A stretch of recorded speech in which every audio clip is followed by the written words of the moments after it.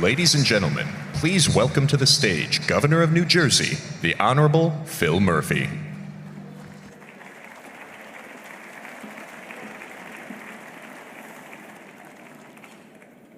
Good evening, everybody. It is an incredible honor to be a part of tonight's event, and I must begin by congratulating the Atlantic Council on achieving its 60th anniversary. Many of our European colleagues refer to the United States as the place across the pond from Europe, but the work of the Atlantic Council has helped shrink the figurative size of an ocean, and with it, the distances between our continents, our governments, and our people. So I want to give John Rogers, a dear friend, and the distinguished board a big shout out, and Fred Kemp and the incredible staff. Congratulations on your 60th.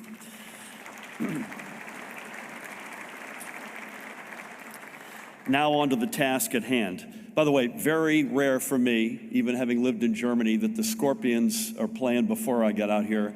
And I'm opening for both Ursula von der Leyen and Dua Lipa.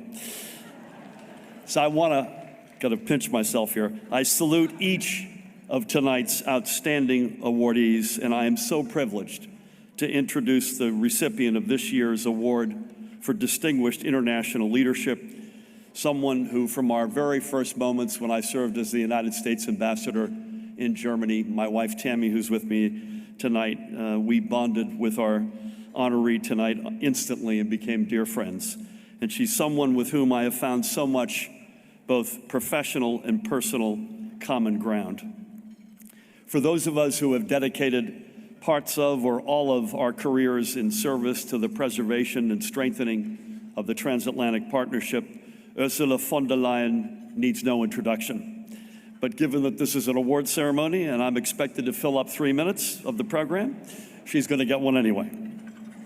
The 13th president of the European Commission, Ursula von der Leyen, counts ancestors across generations in public service, and by the way, on both sides of the Atlantic.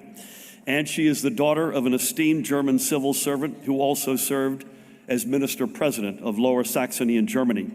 That is, for those of you who don't know the German system, the equivalent of an American governor, and therefore I know that Ursula also understands the excitement and relief after a successful governor's re-election. Just making sure you're paying attention out there. One could rightfully say that Ursula was born to lead, and certainly that would be correct. But you could also be incorrect in that assertion, given all that she has done herself throughout her own distinguished career in public service. A doctor and public health expert by profession, she's had an even larger impact on our world by answering the calling of public service. Across a distinguished 14 years in the cabinet of Chancellor Angela Merkel, another extraordinary champion of the transatlantic partnership, Ursula compiled a unique portfolio that has directly improved the lives of literally tens and tens of millions of German citizens. Minister of Family Affairs and Youth, Minister of Labor and Social Affairs, Minister of Defense. But now, as the President of the European Commission, her work is impacting hundreds of millions of European lives and in turn billions of lives around the world. Her tenure has also coincided with one of the most challenging periods in our long transatlantic partnership, even beyond the challenges of the COVID-19 pandemic. But President von der Leyen's unwavering commitment to strong U.S.-European relations is ensuring that we are not letting anything as wide as an ocean keep us from achieving our shared goals. So perhaps leadership is in Ursula von der Leyen's DNA after all, or as my friend Albert Bourla and the other medical leadership, outstanding leaders here tonight might say, it's in her mRNA. Either way, the 75-year economic and security partnership between the United States and Europe is returning to full strength, and so much of this is due to one person in particular. Liebe Ursula, meine Damen und Herren, ladies and gentlemen, it is my distinct honor and pleasure to present the Atlantic Council's 2021 Distinguished International Leadership Award to my dear friend, President Ursula von der Leyen.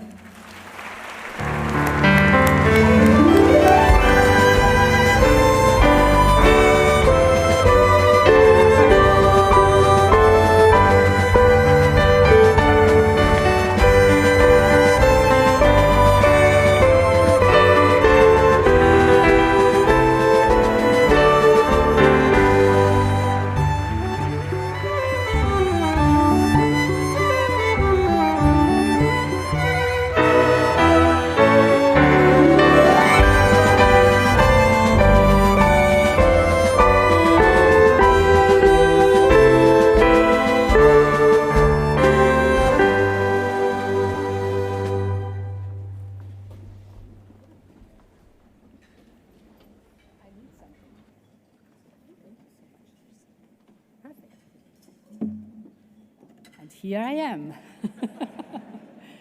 Thank you very much. Thank you, Phil, for your kind words.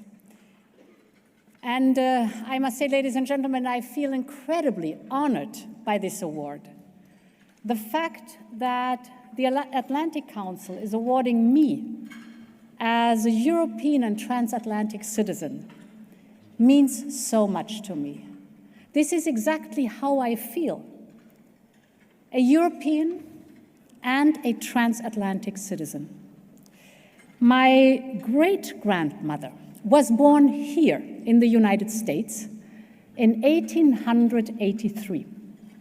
When she was 19 years old, she married a German merchant, my great-grandfather, and she moved to Bremen, that is a city in northern Germany, and spent there the rest of her life. My father, and thank you, Phil, for mentioning him, was 15 years old when World War II ended. He saw all the atrocities and horrors of war as a boy, but then he also made the overwhelming experience of liberation thanks to the United States and their allies. And after the war, he was one of the first German students awarded a Fulbright US scholarship. He studied at Cornell University, and for him, a completely new world opened up through the generosity and the foresight of a US politician. He never forgot this great experience throughout his life. And he passed on the typical American why not and can do spirit to his children. And my dear friends, round about 45 years later, I fell in love with the United States during the years I spent as trailing spouse in Stanford.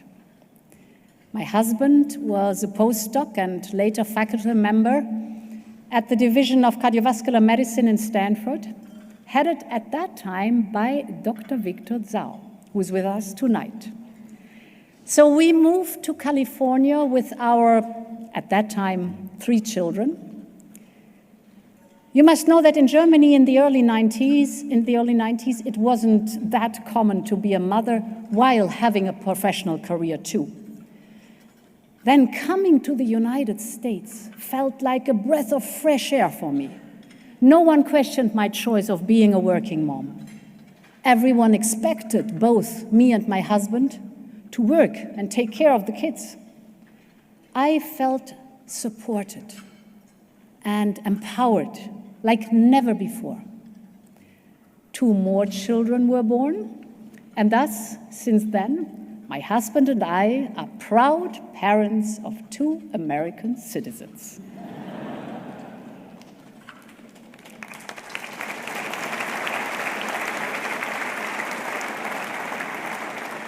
The story of the transatlantic ties is made of millions of stories like mine.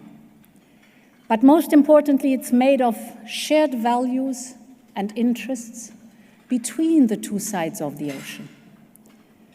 And this was true when the Atlantic Council was created exactly 60 years ago, and it is still true today, in an entirely different world compared to the era of the Cold War. Yes, the European Union and the United States are still natural partners. And even if recently we may have disagreed on some difficult choices, our interests and values converge on all of the most crucial issues of our times. For example, shaping the economy and the recovery while fighting climate change. Rewriting modern rules for the global economy, and protecting our democracies. And I would like to briefly address these 3 issues tonight, because on all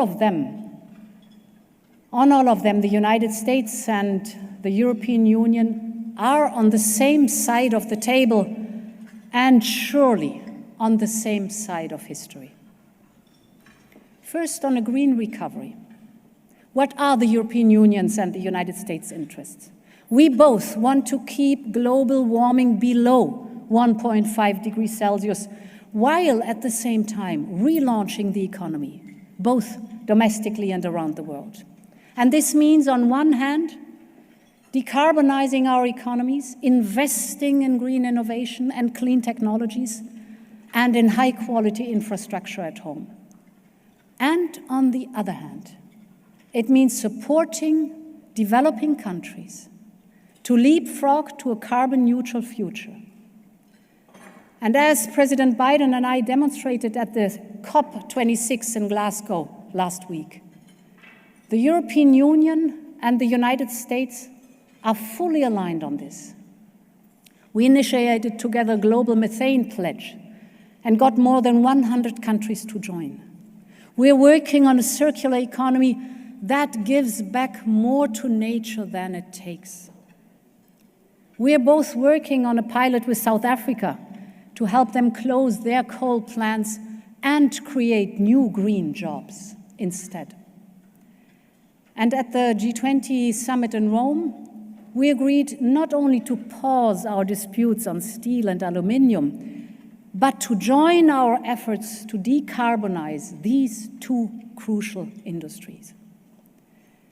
The United States and the European Union are exactly where they should be, showing global leadership to ensuring nothing less than the survival of our planet at stake.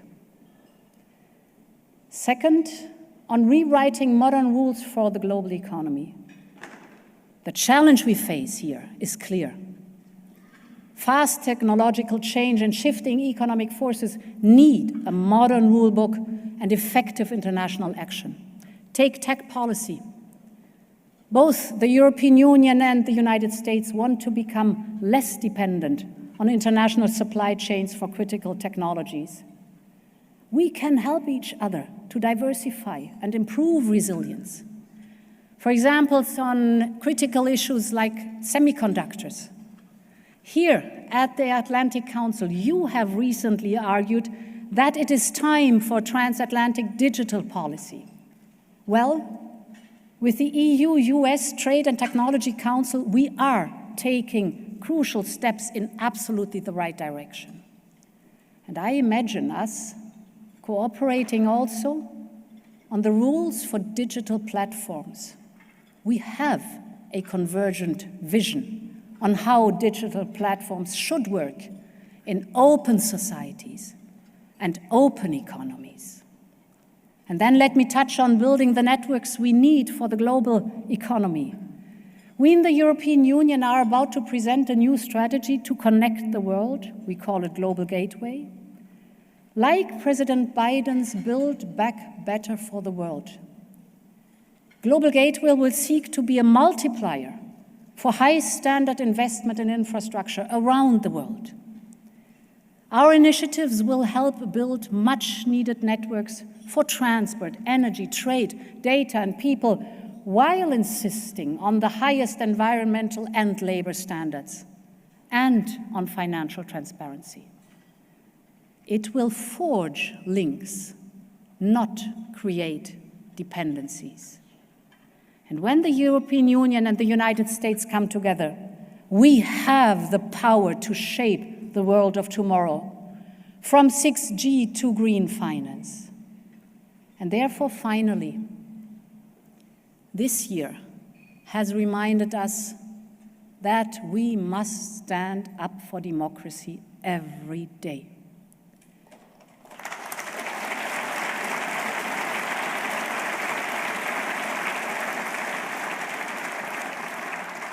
Democracy is being challenged from both inside and outside. Authoritarian regimes try to influence the outcome of our democratic elections. In the United States, hundreds of people attacked the Capitol, the heart of your democracy. In the European Union, some are questioning basic democratic principles upon which our union is built. It is time again to stand up for the values that define our democracies. We believe in the freedom of citizens with both rights and responsibilities. We believe in the rule of law. Every human being is equal before the law. We believe in the dignity of every person and thus fundamental rights. It is again time to speak up for our democracies. I know we can count on the Atlantic Council for this. And I want to thank you, not just for this award, but for keeping alive the flame of transatlantic cooperation towards a new day in our deep friendship. Thank you so much.